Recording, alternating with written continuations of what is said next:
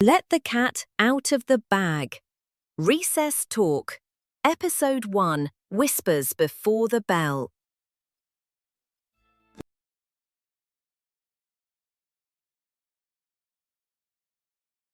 Welcome back to the Deep Dive. Great to be here. Today, we're plunging into something really timely, Whispers Before the Bell, because for many of you, we are just weeks away from those 2025 PSLE Prelims. A critical time. Absolutely. It's a moment, full of anticipation. Some students seem quietly confident, sort of holding their breath. Oh, yeah. While others are definitely still grappling with, the weight of it all. Understandably so.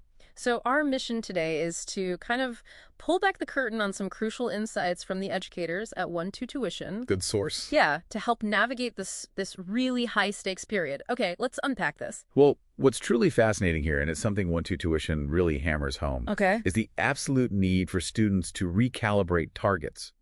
Make them intensely realistic right now. Realistic. Okay, so what does that look like practically? Think of it like maybe a marathon runner in the final stretch, right? Right. You're not suddenly aiming for a world record if you're not on pace.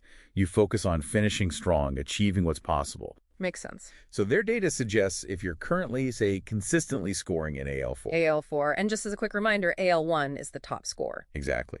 AL1, highest, down to AL8. So AL4, your most realistic aim now should be AL3. Okay, one level up. One level. Maybe, with a real focused effort, perhaps an AL2. Stretch goal. A stretch goal, yes.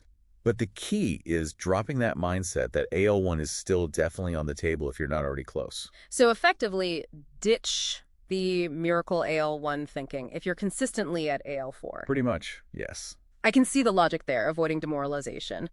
But isn't there a risk, maybe, that lowering the target lowers motivation too? How do they handle that? That's a really important point. And 1-2 Tuition is clear. It isn't about lowering ambition. Okay. It's about focusing it, making it strategic ambition, they call it. Strategic ambition, I like that. Yeah. The whole reason for this realistic reset is precisely to avoid those constant rejections. Right, the repeated disappointment. Exactly. Chasing an AL1 from an AL4 often leads to that cycle. And it just erodes confidence when you need it most.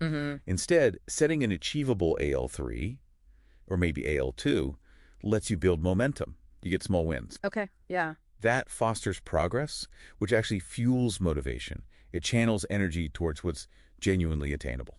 Okay, that makes perfect sense. It's shifting from just hope to a concrete plan. Precisely. Well, what about those students who are already hitting AL1 consistently? The source notes, even that isn't guaranteed for the actual PSLE. True. It's not locked in. So does their path look different in these final weeks? Absolutely. If we connect this to the bigger picture, for those AL1 students, the focus shifts completely. How so? It's not about aiming for the top anymore. It's about securing it.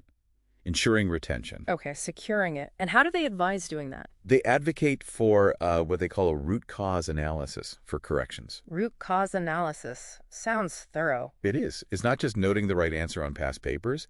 It's digging into why the mistake happened. Ah, okay. Was it a concept gap? Did you misread the question? Or was it just, a careless slip? And each needs a different fix, I imagine. Exactly right. Concept gap. You need to revisit the topic. Careless error. You need practice in checking, maybe mindfulness. That's a huge difference. Way beyond just redoing problems. It's like precision targeting. Precision targeting, that's a great way to put it. And you mentioned a daily plan for these corrections. What does that actually involve? Yeah, 1-2 Tuition advises setting aside, say, 30-45 minutes every single day. Every day? Wow. Yeah, purely for this root cause analysis of past errors, maybe alternate subjects. Okay. And the crucial part is not just understanding the why, it's then actively attempting similar questions. Right, applying it immediately. Yes. From other papers, textbooks, redoing concepts maybe from a different angle, that active engagement really helps retention. So it locks in the learning. It really solidifies the knowledge. Helps ensure that AL1 isn't just a fluke score, but reflects real, consistent performance. Okay, so wrapping this up a bit. What does all this mean for you listening in, whether you're a student or, frankly, anyone facing a big challenge? Well, it boils down to... It seems like a really powerful message about, first, strategic, realistic goals, and second, incredibly focused, almost forensic preparation. Yes. understanding what's genuinely achievable, and then meticulously working on it by dissecting every single mistake. Learning from every misstep, it's building confidence through actual competence, right? Not just wishful thinking. Absolutely. Competence breeds confidence. So perhaps a final thought to leave our listeners with. Yeah, well, this raises, I think, an important question for all of us, really. Okay. How do we actually balance that driving ambition with, self-compassion when we're facing these really high-stakes challenges? Ambition versus self-compassion. Yeah. And what lessons can we take from this kind of focused, strategic approach for any big goal we set in life?